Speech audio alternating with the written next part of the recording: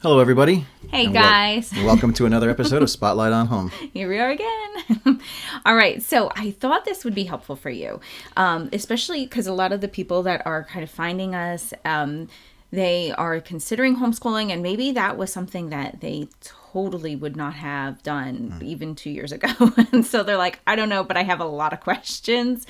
And so we kind of put together a list of like just some common homeschool myths that can be debunked. And so we wanted to go through them with you and maybe just help ease your mind or just give you some context or information to help. Right. It's you hear all different kinds of opinions. Every now and then you get somebody like, oh, that's great. I always want to do it, or my spouse doesn't want to do it, or something like that. We run the gamut. There are certainly upsides. Every now and then there is a downside, but there's only really the parents to blame for that. It's not because the kid is uniquely different. I mean, if they're that uniquely different, they need grander help than even the school is going to give them. So, right. And I can say that knowing like some really wacky kids, right. And I can say that knowing some really wacky parents. Well, I always think too, like, I don't want my kids to be weird. I don't know if I want to homeschool them, but like if you're weird, chances are your kids are going to be weird, and it really doesn't matter what building you go to. Right. Kids are weird anyway. Go walk around the local public school. Like, there's some weirdos there, but I mean, go to a local homeschool co-op. Yeah, there's some weirdos there too. Well, it's just really the personality. It's really not They're fair. Going to be weird wherever. It's not fair to weirdos because some weirdos are just weird because they're really, really great at math. Right. Well, most weirdos, very artistic. Well, right. yeah. Most weirdos rule the world. Right. Introverted weirdos rule the world. Yeah. The Bill Gateses of the world. I mean, they're really the introverts run things. Yeah. The athletes run for the introverts, like physically. Yeah. But when I was, considering homeschooling, like he was always for it, and I was kind of like, kind of like having a break from them. I do like having them go to school. I like that not having that responsibility only on my shoulders. I liked the community that we had with homeschooling. I was worried, okay, what about their socialization? How am I possibly going to be able to teach them high school stuff? How am I going to be able to do all this stuff? And like, it just seems so big, and it took me like a year of like real research to kind of be comfortable enough to say, all right, I'll homeschool kindergarten and second grade. Right. Like, I was already thinking like high school and beyond, but it was like real concern. So, as you should. Yeah, sure. So what I did was just kind of come up with a list of like some common homeschool myths and just the research, and like, okay, you may think this is true, but actually here is what's actually true. So we'll just run through them and give you some things to kind of think about, especially if you are on the fence or if you're new and you're feeling overwhelmed. I think this will really help. And, you'll hear some of these and they'll be, kind of the common knowledge, and you'll say, yeah, that sounds right. And then you'll adapt it as truth and then spread it. And it's not necessarily true. No. Also, a really good book to help you. It's called Rethinking School, and it's by Susan Weiss Bauer. She is excellent, and she really does kind of distill a lot of this information into a really easy read. You can read it in a day or two, but it will give you, I think, the confidence that you're looking for, even especially if you're concerned. And we'll go through them, but like, especially if you're concerned about like, well, the school needs to be accredited, or they're not going to get into college unless they have like, especially like an Ivy League school, if there's a homeschool diploma, it's just not going to be recognized. And, let's go through them. So we want to just get started? Let's start. Okay. So I think one of the first things people are worried about is if the school is not accredited, they will not be able to get into a decent college. And, especially if they're homeschooled. So there is actually no law in any state that states that a homeschool has to be accredited. It's just an accreditation is really kind of arbitrary. There is no national accreditation. It's very local, and it's based on the local school districts and like what they'll sign up to be accredited for. Right. And so they're really arbitrary labels put on by an outside source. And sometimes, depending on the accreditation institution, sometimes like a school will be accredited based on how many of the teachers have a master's degree level, how many books are in a library. Like, it's very arbitrary. And so it's and here's the other side of this coin too. A lot of times the school can lose their accreditation if like the test scores are not good enough, or they fail to meet another standard or something like that. But the school doesn't shut the doors. Like the building doesn't like go cold and dark and you there's know, no like chains on the doors. There's no police tape outside. Like they may lose their accreditation, but they're still handing out diplomas. They're still, you know, continuing on with schooling. They've just like kind of lost this like little stamp of approval. And so to think like, well, it needs to be accredited. Colleges really don't look at if your school in the diploma was an accredited. They really look at the transcripts, and they look at like they look at like test scores. They don't actually look at the diploma per se. Now, I've had a couple of parents, especially say in New Jersey, where there are no standards and no guidelines for a high school diploma. One of the places that my friend, her daughter was going to, either nursing school or she was going to cosmetology school. I can't remember which one, but they wanted her to have a GED instead of the high school diploma. So she really just had to go take a couple tests over a weekend and get the GED, which is a little bit of a hassle. So like in Pennsylvania, the high school diploma, because it's like the most restrictive in the United States, it's just a recognized diploma. It's equivalent, and by law on the books, your high school diploma is equivalent to a diploma in the whole state. So like there would be no like, oh no, well now you need to get a GED. Like it's a recognized diploma. So like that would not happen. Yeah, in a highly regulated state. The very thing that many Pennsylvanians find problematic, like you do, is the hassle. A little rage against some of the rage against that machine. I get it. That hassle will save you that, because the state has imposed itself a bit on homeschoolers, and the state can comfortably say, well, these people met our standards. Right. We have agents out there that look for us, take care of it, and your homeschool diploma is equivalent to a GED. So that hurdle is leapt through arduous amounts of paperwork that you have to keep now, and that's good. It's a good thing. It's a hassle. So everything, as we will discuss even further along, each good thing has its downside. Yeah, but that's life. That is life. That is life. Everything has what we call it a counterfeit. Value. Yeah. So this kind of segues into the next topic, which would be like, well, are they even going to be able to get into college? And I think this is, I know as a mom, we want to be able to, we don't want to set our kids up for failure, right? And so we feel like, oh my goodness, if I homeschool them and they probably won't be able to get into college then, like we have all this imposter syndrome fears. But, reality is, 66.7% of homeschoolers actually do attend college, as opposed to 57.5% of traditionally schooled children, which means more kids who are homeschooled actually go to college than if they were in traditional school. Right. So you're actually, if college is a concern, you're in the better route company. That would probably more likely get into college. And even more than that, colleges like Dartmouth, UC Berkeley, Yale, they all actively recruit homeschool students, because homeschool students tend to be more mature. They tend to be more in charge of their own education. They tend to be more self-directed.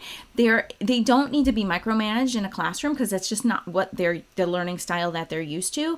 And Ivy League schools recognize that, and it makes their job easier to have students that do not need to be like spoon-fed education and spoon-fed this idea of learning. Like they want students that are self-directed and self-motivated. And looking further down the line, I don't have a statistic on this, but I've read it in many, many places. After school in corporations, big corporations, the homeschooler is probably more likely to be in charge of kind of the, I don't want to call it sheep, but the ones who earned the basics and went along. Not when I say basics, I'm not out to insult any position here, but you did all the requirements, you met it. You're just qualified to work for someone. The homeschooler is far more entrepreneurial. They think outside the box a little bit more often, because they have not been strapped and tied down to a lot of the unfortunate limitations of traditional school. I don't want to even call them bad, but you can't let 25 kids do their own thing. But I can let 5 kids do their own thing. You can let 2 kids do their own thing, obviously, with certain constraints. Otherwise, forget the house to be a wreck. But you have that luxury of teaching to their interests and allowing space and time. I think that's like the number one like lovely thing about homeschooling is you can teach to their interest and you have time to do it. They're not coming home after being in a classroom, sitting at a desk for 8 hours a day, filling out worksheets, coming home, having to do more worksheets, and they're just used up. And they just, like collapse. Yeah, it's not... I went to private Yeah. high school. I went to private grammar school and private high school. And I think the homework, in my opinion, was arbitrary. Not that I did much of it, but I was supposed to do 2 to 3 hours a night of homework. I mean, well, I just spent a long day. It was a regional school. I was on a bus. It was dark. I got home. You know, in the winter months, it was almost dark. And now you want me to do 3 more hours of stuff that I wasn't interested in what you were teaching me. I could learn anything. I learned all kinds of stuff. I became a pilot and all these other things. That's not a problem. My ability to learn was not the problem. But because of what I was forced to do, I couldn't do many of the things that maybe I should have done. Right. And well, also too, I remember being in high school and being at theater practice, and my friends were in all the AP, like advanced classes, and I was in college prep classes, and I was watching them do all their homework. They had a ton of homework, and I never had any homework because it was so easy. I would do it like when the teacher was done with the lesson and then she'd assign the homework and there was like about 5 minutes before the bell would ring. I'd just do it as fast as I could and be done. So I almost never had homework. And so we were at theater practice and my friends were like, you really should be in AP classes. How come you're not? And I was like, I just don't feel like doing the amount of work you guys do. I know my diploma is going to say the same thing as yours. So why do all that extra work? And I was like, that was pretty smart for me to I would love right now to line those people up. Who has a master's degree? You have a master's degree. I do. I actually probably went. You went further. Yeah. Probably not than all of them, but many of them. Yeah. I mean, what's after master's? Doctorate. So how many of them are doctors of whatever topic? Yeah. Probably very few. Right. Yeah. So it's kind of funny, but I just knew even then I was like, my diploma is going to say the same thing as yours, And my entire high school was college prep, regardless. So they just piled it on. Yeah, they just piled it on, which is fine. But it's like I just love the fact, like with homeschooling, you can teach a concept. Oh, here's the thing too, and this actually. So we're gonna do a whole podcast just on defending your decision to homeschool. That'll be coming out soon, and it's going to be so you have talking points, because inevitably you're going to have that annoying relative at Thanksgiving or Christmas or the holidays that are going to be like, ew, you're homeschooling. We want to give you full like talking points so you can go in and not have any fear of being like that annoying, obnoxious aunt that was a school teacher that thinks, how dare you insult her ability, or how dare you insult her career by thinking you can magically homeschool your kids. But I kind of forget what else I was talking about, like right before that point, though. Well, I have a story to tell in the meantime, if you want to think about it. Yeah, I have to think. Wait. We've had a family. I don't know. You didn't. You need more tea. I do. We had family members that accused us of basically abuse. They accused us of being. But yes, we have a lot of kids, and yes, we homeschool, and much of what we do, sort of rhymes with what you might see on, what was it, TLC? The Duggars. They accused us of being the Duggars. Like, we're not the Duggars. No way. That's ridiculous. They seem like nice people. They got their problems as much as the next person, the next family. But we love our children. We dance in our pants. We dance in our pants. We give an occasional side hug. Why is it abusive? I mean, you're actually very ignorant if you're abusive. Now, well, sure. On the other hand, the one guy, I don't know if you remember, I mentioned at work. Yeah. And he says, well, the kids don't get any education. And I said, well, you're going to have a hard time defending that one to me if you saw my house. And, many of the friends, we just were at co-op yesterday, great people. These people are investing much of themselves into these kids. And he goes, my sister, I think it was, he said, she doesn't do anything. Well, okay.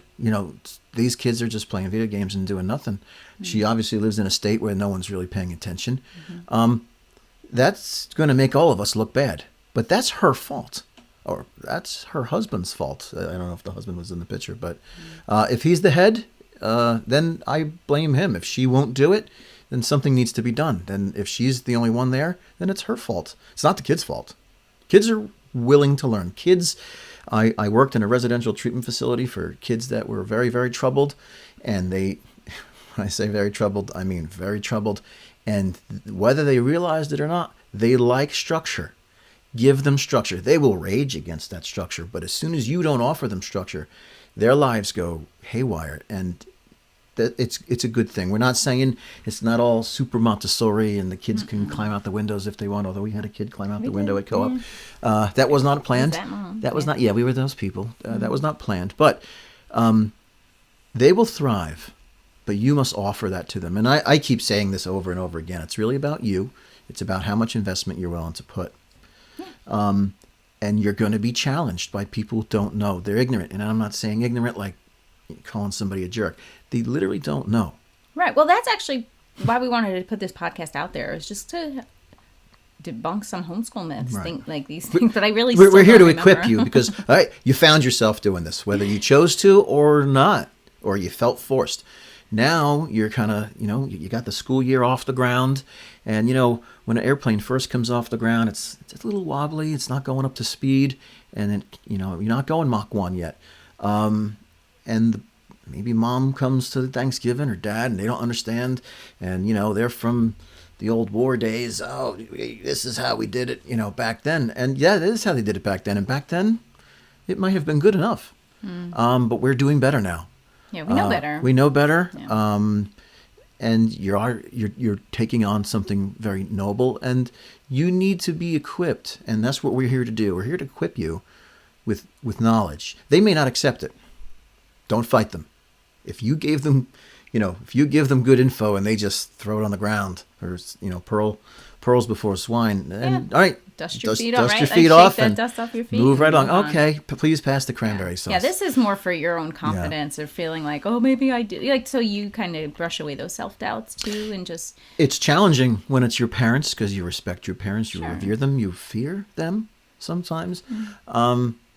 Well, no one wants to be the outcast, right? Like the weirdos. Like, no, I think your brain always wants to keep you safe, keep you happy, and keep you, like you fear loneliness, right? Like that's just like a natural part of, like no one wants that.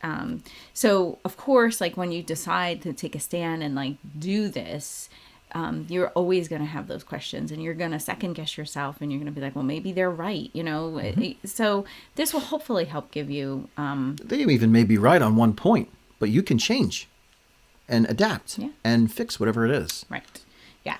So let's just keep moving on, because I actually forgot the point I was going to make. Sorry, it's okay. Was it my fault? No, I don't think so. I don't know. I went off sideways on a tangent. My brain's like, gone, 8 kids. You don't have enough room in here for that thought, and it just disappeared into the ether. So we're here, college stats. Well, I think we did that one. I kind of touched on employers. So there'll be gaps in their education. I don't think we talked on that one yet. Oh, so there will be gaps in their education. That's so true. But if they went to public school, there'll be gaps in their education, because when you graduate high school, think about it, like, did you know everything there was to know upon high school graduation of life? I doubt it, Anybody listening, raise your hand if you knew it all. You may have thought you did, but now that you're a couple of years older, do you know it all at graduation? Probably not. Right.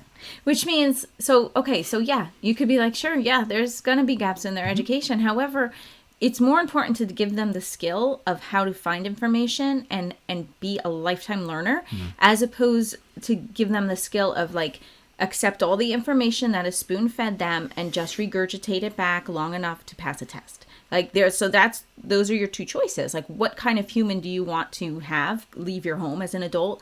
I would prefer to have one that can be a lifetime learner, that is self-directed, that knows how to find out information. And I think it was Henry Ford who said, like, it is not the person who can just spit back information. It's the person who knows how to ask the right questions and knows who to ask that will do better in life.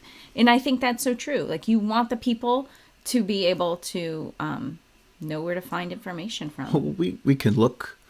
I believe No Child Left Behind ended up being schools taught to the test and not taught to the ability to teach children how to learn. And how to critically think. I can teach. Holy moly. Do we need like critical thinkers? Absolutely. To look at situations and then use deductive reasoning and be like, I don't know about this. And then kind of like. Right. And then say no, even if the crowd is saying yes. That's very important these days. This world is pretty hungry for some critical thinkers. And you can do that.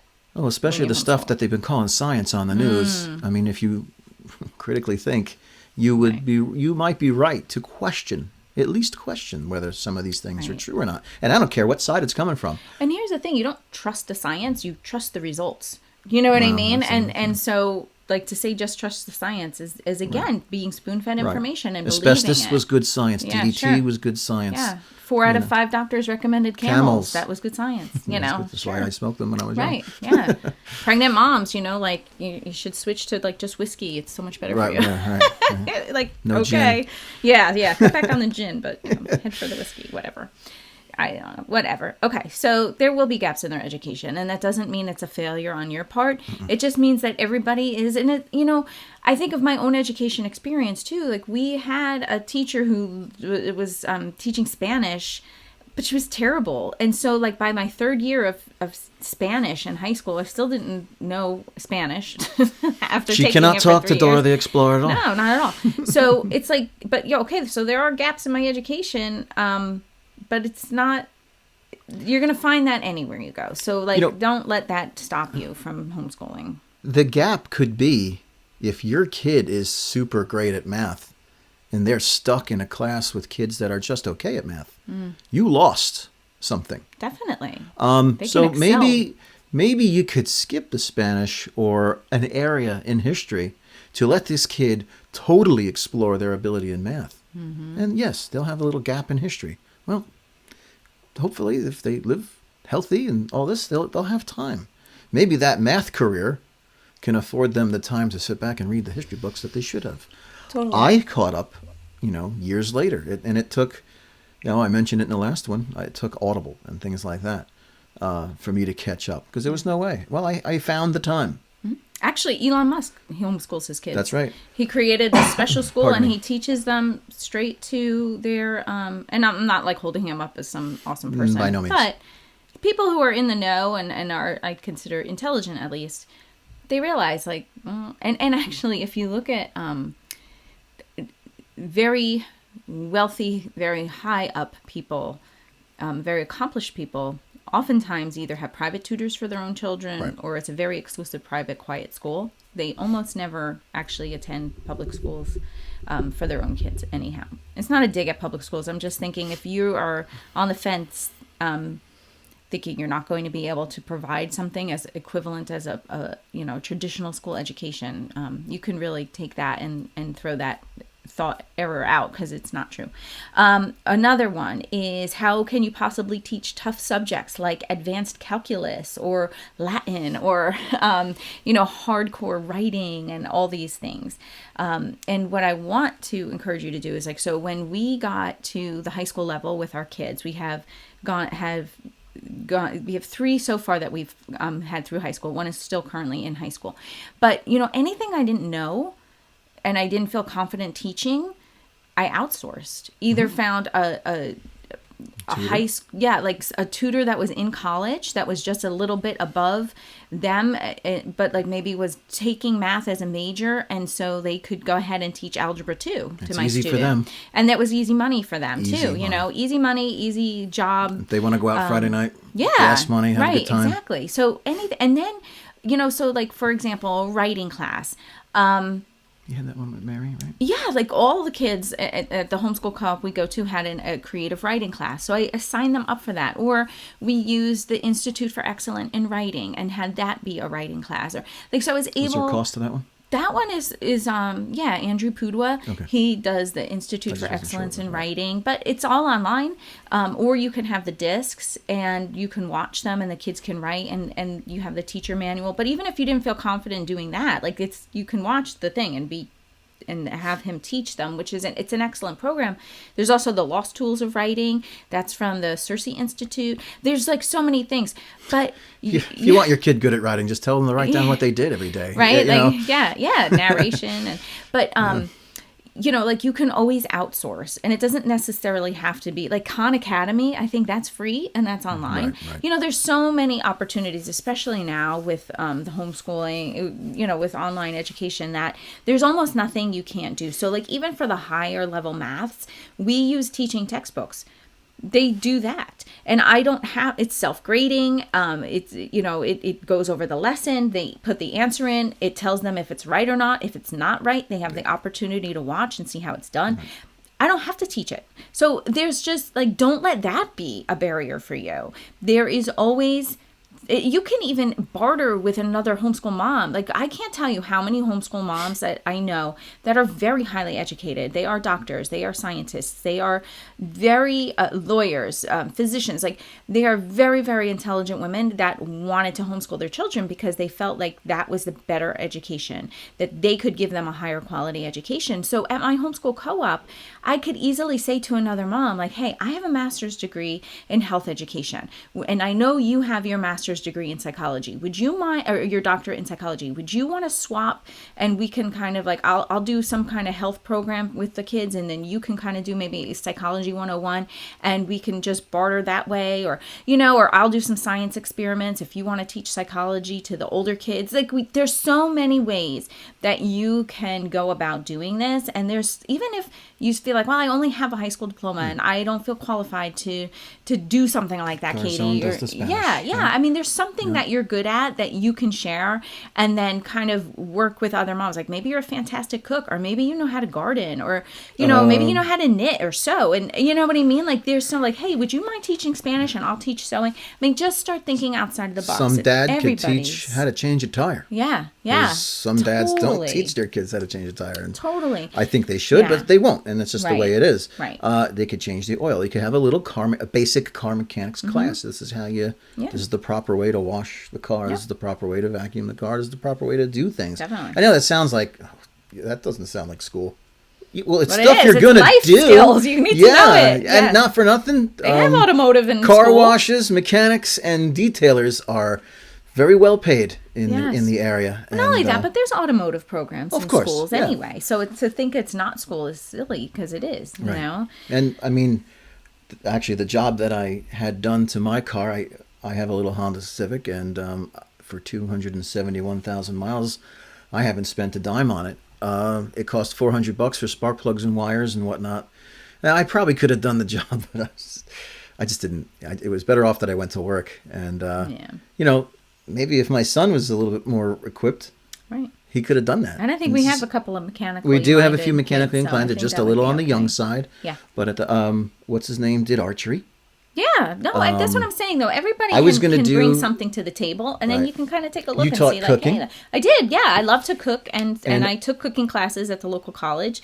And so I just took what I learned there and taught them to the high school kids at our co-op. And we had a cooking class. They learned knife skills. They learned how to make a roux, and they learned how to make bechamel and all these different sauces, and saute chicken and make waffles. And so like they left there very well equipped. Yeah, it's funny too, because now a couple of those students are thinking of going into culinary careers from that class. You may have had something to do with it. Yeah, so it's kind of rewarding in that regard. But there's always something that you can bring to the table. So don't think, well, I don't know how to teach calculus, we can't homeschool. Like, that is such I can't teach calculus, and silliness. I'm here talking to you. Sure, yeah. We can press record, Right. Got that. Right? So just chill out. Take it 1 year at a time. Mm-hmm. But, like, and as you go along, too, your opportunities will expand. And just think outside the box. You're allowed to think outside the box. Another common homeschool myth is they will not have friends, or it will be hard to find them friends. They will have a hard time socializing. They're not going to know how to fit in with kids their own age because they're never around them. They're going to be weird. They are going to be weird. Outcast. I push this kind of to be funny, kind of not. They're going to be weird only because, and I think we mentioned this maybe in one of the earliest episodes, they're not going to be exposed to a lot of the nonsense in the hallways. Yeah, the TikTok. The playground, the TikTok life. Yeah. And it will be odd. I'm okay with that. I love the fact that my kids are not. I laughed. We had my daughters had a whole bunch of their friends over, and we had a relative over, and the one was like, "Oh, but you guys are homeschooled," and the laugh was, they were the weird one that were from public school, or from traditional school, not public school. I take that back. And they thought they had the advantage on the homeschooler, and the irony was they were one of 12 people in the room. Yeah. And like, well, who's the weirdo now? And, Right. and that's no dig on a cousin or anything like that. But it was noted by the children. They're like, Right. they thought we were at the disadvantage Yeah. here. And I Yeah. was like, well, don't worry, just let That's it go. funny. And but they don't know. They don't know. You know, a fish doesn't know it's wet. The kids from there, when I went to school, I this is what they told me. So this is what I know. And the parents feel the same. And Right. there's a lot of pressure. Right. And you don't want to set your kid up for failure. So you think, oh my goodness, no, they have to go to school because I want them to be popular. Well, also, too, if you yourself went through public school or traditional school, you know, having friends was the most important thing, right? Like having friends, fitting in, not standing out, not being like that was so crucial. So to think like, oh my goodness, I might actually force my kids to not fit in. Like, how could I do that, right? Like it goes against the conventionality inside your brain. But, you know, it's okay to not be normal and fit inside the box. Like let them be who they should be so that they're thriving, and who they are is okay. So, okay, as far as not having friends, they're going to have friends. And the cool thing is with homeschooling, you get to pick the quality of friends that they're going to have. So you're not... You filter almost every parent. You can filter, yes. So like you can can really like kind of nip certain problems in the bud Exactly. before they start. Right. And have not a not to laud the Bezoses and the Elon Musks of the world, but it's not normal to have a space program in your garage either. No. And that's okay. that's pretty cool, you know, not for nothing. Right. I will tell another story.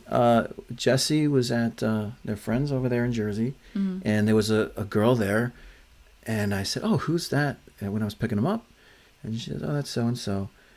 And I said, "Oh, where's she from?" She goes, "She goes to public school." And I said, "Oh, does she like hanging out with you guys?" She goes, "She actually told us that she likes hanging out with us better because there's no pressures from some of the nonsense that Right. I could tell that this girl would be subject to. She was a Yeah. good-looking girl. There's probably tremendous expectations on her to act and do certain things that she did not suffer with these kids." And I was actually that story Yeah. really took me back Right. a little bit. I was Yeah. like, wow, that's what a testimony. And Right. and you will find too, after a few Thanksgivings with the family that doesn't understand, and everyone's kids are getting older, And there's starting to be some fruit. starting to be fruit from what you're doing. Yeah. And you can look at where the troubles that your kids would have that are homeschoolers and weirdos versus the kids that are having the normal troubles of childhood and adolescence.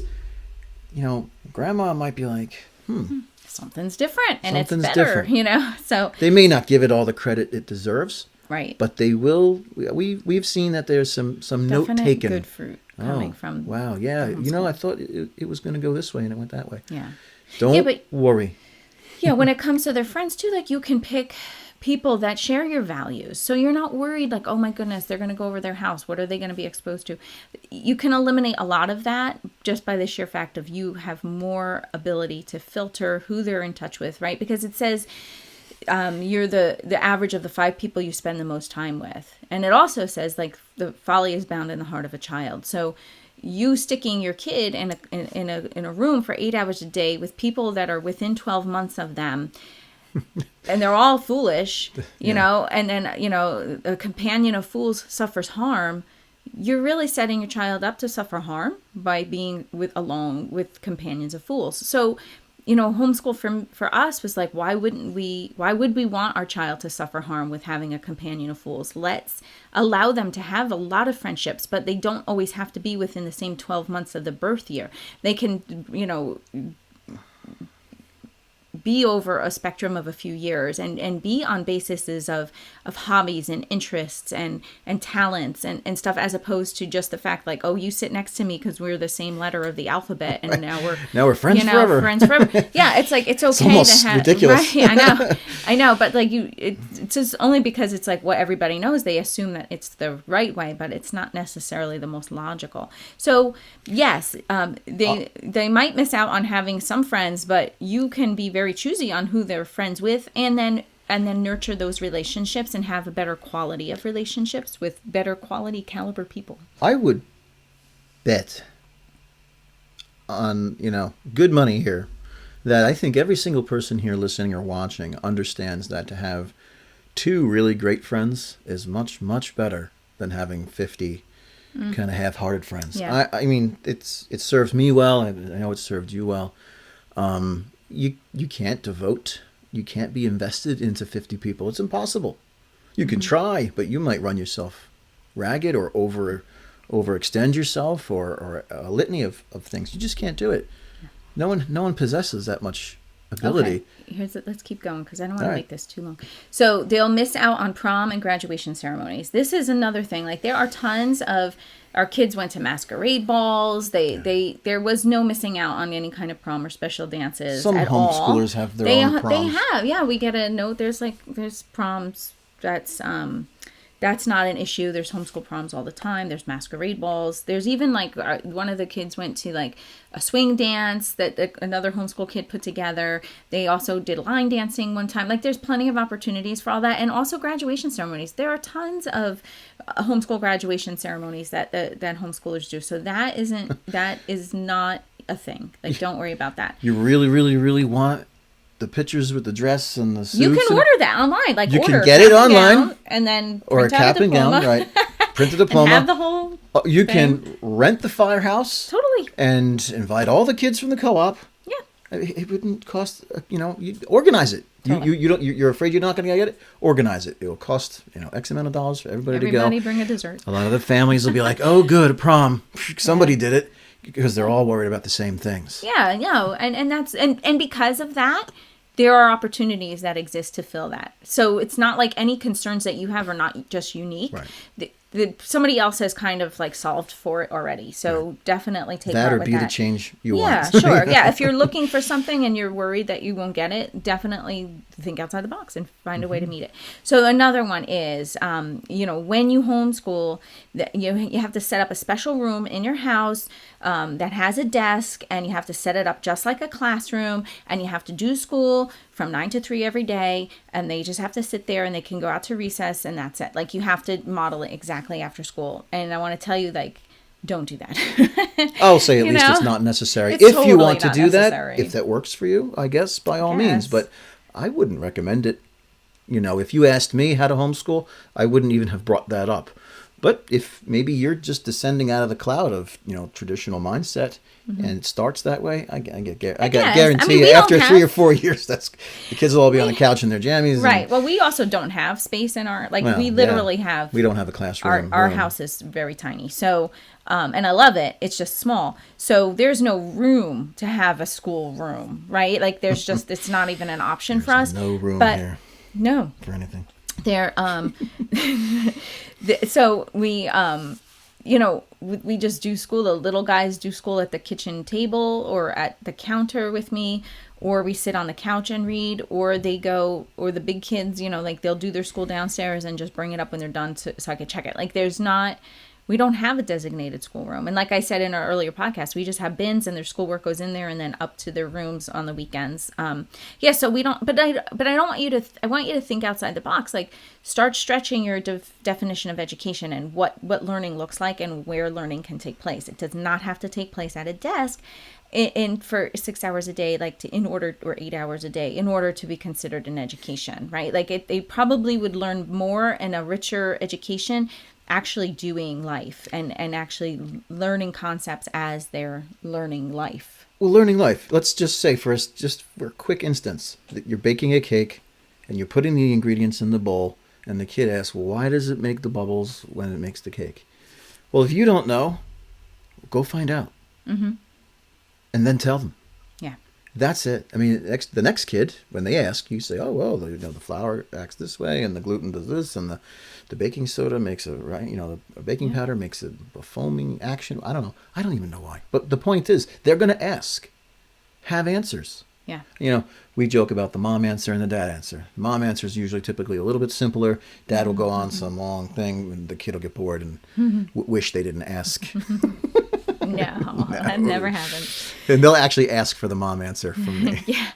And I always quick, could you just give me the mom answer? Right, yeah. All right, so another one is if they don't practice getting up and out the door early, they won't be prepared for real life. And here's my combat to that. Like, first of all, they will get up and out the door early for things that they are motivated to do. So never worry about that. But the next part is too, if you consider like sitting in a room for 8 hours a day with people that were born in the same 12 months as you in alphabetical order and similar socioeconomic status, is really not real life either. Like no other time in your life is that going to be mimicked. So thinking like you have to do this so that they know how to function in real life, like you're putting them in an artificial environment. When you're living life, you'll get up and do the things you have to do. And as they mature and become adults, like they'll learn that skill too. It's not like you have to be 6 years old and learn how to get up and get dressed and get out the door on time in order to be a successful adult. Like you'll learn that over time, and that's okay. And, I think we talked enough about socialization. You can create the friendships and nurture them. And then the last one was like, well, maybe they'll miss out on extracurricular activities. But honestly, I feel like there are so many opportunities available to homeschoolers that extracurricular activities, like, so you might think, oh, they're not going to have drama, or they won't have photography, or they won't have this. There are so many opportunities out there for kids. Like our high schooler, one of our oldest, when she was in high school, she was really into interior design and interior decorating. So the local college they call them life learn classes, where you don't actually earn college credit, but you can earn a certificate. So she spent one whole year of Saturdays going to the local community college and taking interior decorating classes. And like she got her interior decorating class certificate at like age 16. But that was an extracurricular activity she was interested in. So if there's opportunities out there. They don't have to be confined to like the school building where, oh my goodness, they're not going to be able to take photography. It's like, no, they have photography right at the community college. Like you could do that. 14-year-olds can take that. You can go on Teachable or what are these classes. I have one. And sports. I have one specific for drone real estate drone videos or something like that, and it's got a whole section of modules, and you get a little certificate at the end. Yep. I mean, you can just pluck out the points they make, and not for nothing. I would suggest getting those classes for your kids on how to use Photoshop, Adobe Lightroom, things like that, because they could turn around and market those ideas immediately. Yeah. I mean, right away on like Fiverr. Oh, I need these 10 pictures touched up. Oh yeah, I'll do it for $25. Boom, boom, boom. Oh, totally. In and out. Someone somewhere around the world doesn't know how to do it, goes to Fiverr and asks somebody to do some actually very simple thing. If you hold the knowledge, it'll take you 5 minutes. Yeah. Boom. And they'll pay you. Mm-hmm. Yeah, so there's so much, like, as far as extracurricular activities go, like, don't think if they don't go to school, like, even like sports, there's local leagues the kids could be doing. A lot of public schools will allow, or even private schools. If the private school is looking for students and they may not have enough students to play on a team, they'll reach out to the homeschool community too. So don't think like, oh, well, he won't be able to play football if we homeschool. Like, that's not necessarily true. You just kind of have to dig and be the advocate and figure out a way to let them be able to do that. You may be even more susceptible to better programs as a homeschooler because maybe your region doesn't offer lacrosse. Or something. Polo. Whatever you're into. Horseback riding. Yeah, and another one does. A regional school may allow you in. I mean, as long as you can meet whatever criteria they set. And then your kid would actually be more exposed than the local kids. Yeah, but I think homeschooling is so explosive right now that I think if you put out some searches like, all right, what about a ski club? What about roller skating club or whatever, like there is totally gonna be other people that would be interested, and some people just for the mere fact like they're just looking for community, and so they'll look for it and find it. But anyway, so those are some common homeschool myths debunked. I hope you end this podcast encouraged with some more confidence, like, okay, yeah, I could totally do this, thanks, and then head over to spotlightonhome.com. We have a PDF, it's called 10 Tips to Start Homeschooling Now. Print that out, go through it. There's some links on there that can help you get started. You can join our waitlist. We're going to be going live soon with a membership where we'll be talking to you. You'll have a lot more access. We'll have some courses up there. I have some workbooks that we're putting together right now, and you can join it. And then it's going to be fairly inexpensive. We want to make this very easy for you to say yes to and come on in. And then we're going to come up with our own homeschool community encouragement for the moms and just let you take this information and just run with it, but support you fully on your journey. I have 2 quick things I want to say. I know you're dying to go. I just don't want to. Yeah, I respect their time, and I don't want to just drone on. We're here to equip you, as we had said. But my piece of advice when you're defending a position to somebody who has a contrary position, don't shoot their position. Just because you chose another position, it's already an offense to theirs. You're personally. Yeah. Well, we'll talk about that too. Is that defending your decision to homeschool? Okay. Yeah. So we'll go into that. Don't shoot them in the foot with what you're doing. Merely, and even not revere, but respect theirs. Especially if they were a teacher. Oh, yes. And they went through all this education to be a teacher, and now all of a sudden, like, who do you think? You probably are insulting them. But we'll go over all that too. Merely homeschooling is offensive to those who are on that train. So because we want to be the more graceful people, actually more socialized, not in the socialism sort of way, but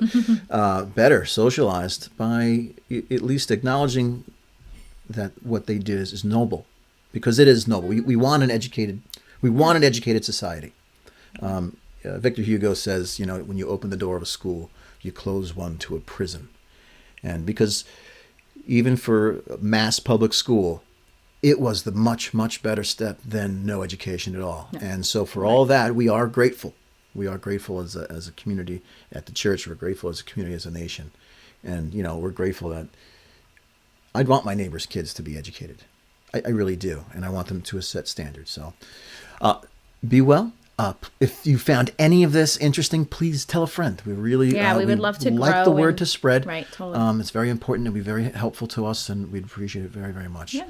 Thank you so much. Yeah, right. Like, and subscribe. Yep. If you wouldn't mind, and you can rate it. If you found it helpful and you liked it, we would love that, because I think it will help with the logarithm, and it'll push it up further into getting it noticed, which would really help us to get the word out. If you want to see my wife's beautiful face in my mug, you can go now to YouTube and watch us talk. if that's what you wanted to do.